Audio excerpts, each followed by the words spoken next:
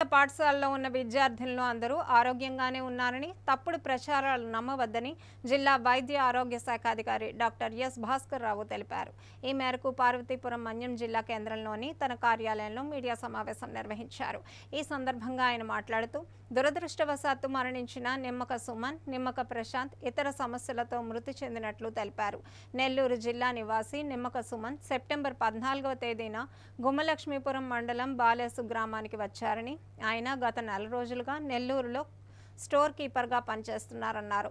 September 30న Odisha రాష్ట్రంలోని దుర్గపాడు జలపాతాలను సందర్శించి అదే రోజు సాయంత్రం తిరిగి వచ్చారన్నారు. అక్టోబర్ 4న జ్వరం, విరేచనాలు, వాంతులు, పొత్తి కడుపు నొప్పితో బాధపడుతూ జిల్లా ఆసుపత్రిలో చికిత్స పొందుతూ ఎన్సెఫలోపతి కారణంగా మరణించారని చెప్పారు.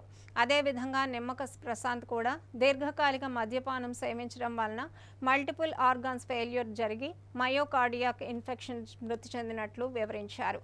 ఈ మరణాలు ఇతర సమస్యల కారణంగా జరిగినవే తప్ప కామెర్లు వల్ల కాదని, కాబట్టి జిల్లా ప్రజలు కలత చెందాల్సిన అవసరం లేదని స్పష్టం చేశారు. ఏపీ ట్రైబల్ వెల్ఫేర్ రెసిడెన్షియల్ స్కూల్లో జరిగిన దురదృష్టకరమైన సంఘటన. అక్కడ మనకి 2 పిల్లలు చనిపోయారు.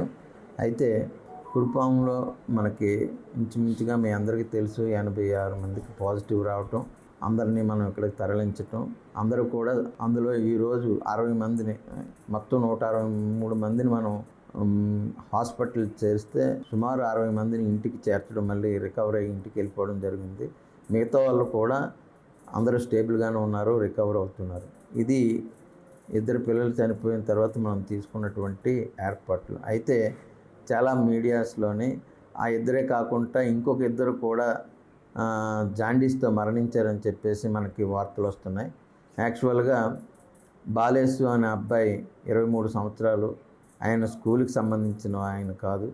కేవలం ఆయన నెల్లూరులో పనిచేస్తూ సెప్టెంబర్ 14వ తారీఖున ఇక్కడికి వచ్చి అప్పటి నుండి ఊళ్ళో ఉంటూ ఆయన చనిపోవడం జరిగింది. అలాగే 5వ తారీఖుని నిమ్మక ప్రశాంత్ అనే అబ్బాయి కూడా టీకే జమ్ము సచివాలయం పరిధిలో చెనదోడ్జా అనే విలేజ్లో చనిపోవడం జరిగింది.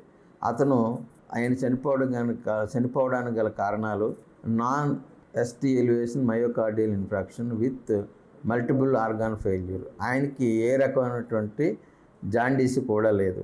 అనవసరంగా ఆయనకు 32 సంవత్సరాలు, ఆయన వేరే వ్యాధితో చనిపోతే జాండీస్ తోటే చనిపోయాడనే ప్రచారం జరుగుతుంది. ఈ విషయాన్ని మీ అందరికీ తెలియచేయాలనే ఉద్దేశంతో ప్రజలు ఇలా జాండీస్తో కాకుండా వేరు కారణాలతో చనిపోయిన వాళ్ళని కూడా మనం జాండీస్ అని ప్రచారం చేసి ప్రజలు భయభ్రాంతులు అవుతారనే ఉద్దేశంతో మీ అందరి ముందుకు రావడం జరిగింది. ఏదైనా చనిపోవడం అనేది దురదృష్టకరమైన సంఘటన. కానీ ఆ 2 తర్వాత వేరెవరు కూడా జాండీస్ లక్షణాలతో చనిపోలేదు. ఈ విషయాన్ని తెలియచేయాలనే ఉద్దేశంతో ఈరోజు మీ అందరి ముందుకు వచ్చి ఒక డిఎంఎండ్హెచ్ఓగా, మన మన్యం జిల్లా డిఎంహెచ్ఓగా ఈ విషయాన్ని మీ అందరికీ తెలియజేయడం జరుగుతుంది. ప్రజలందరూ కూడా అంటే కన్ఫర్మ్ కాని కేసుల మీద ఆందోళన చెందవద్దు. జాండీస్ అనేది అదుపులోనే ఉంది.